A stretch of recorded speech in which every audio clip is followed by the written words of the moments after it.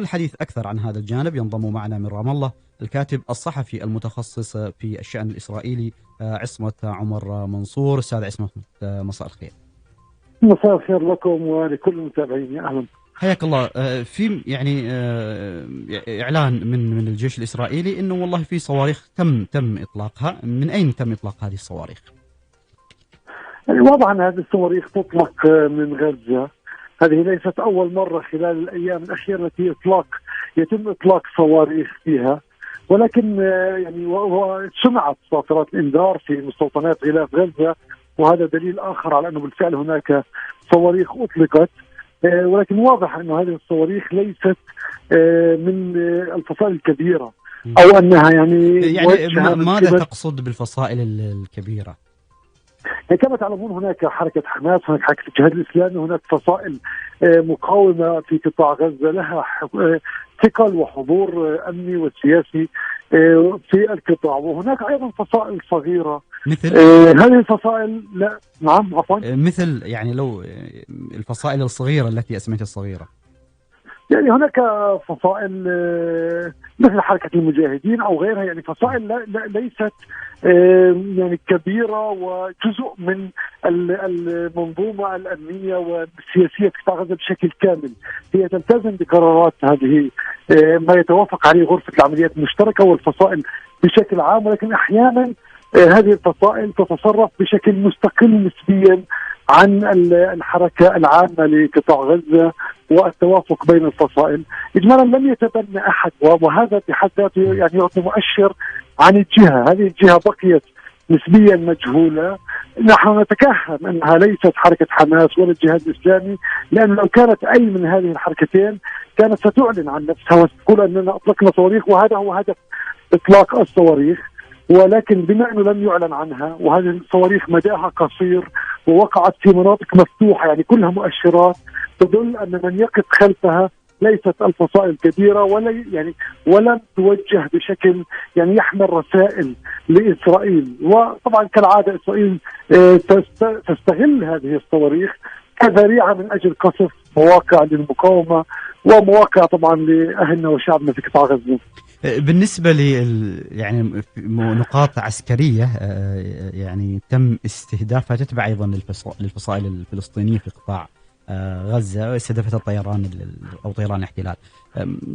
هل أثرت؟ هل صار في قصف بمعنى القصف المكثف، أم مجرد أيضا في مناطق مفتوحة تم رمي تلك القذائف؟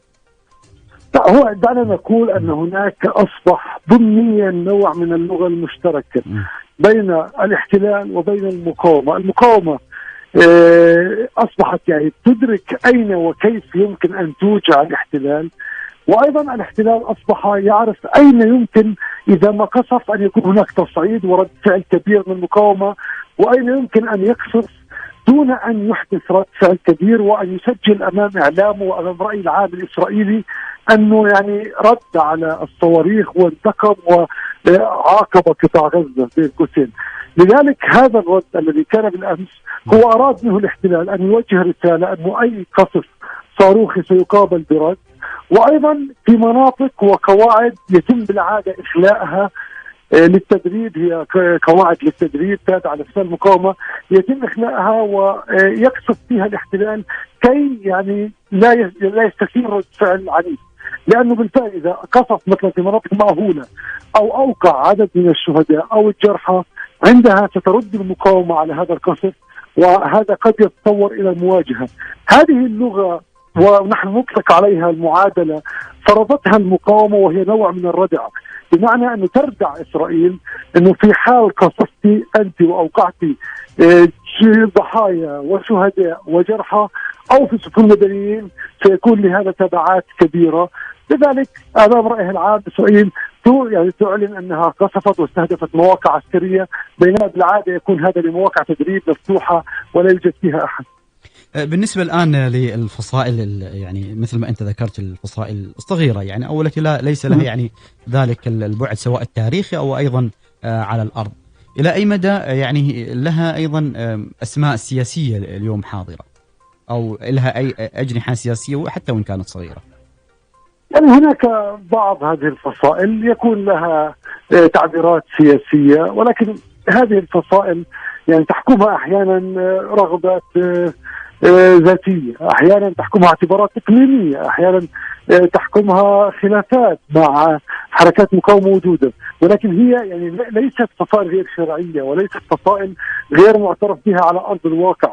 لكن دعنا نقول أن انضباطها والتزامها بالخط العام الذي تنتهجه المقاومة وفصائلها وشكل التنسيق القائم بينها بالعادة يكون يعني أقل انضباطا.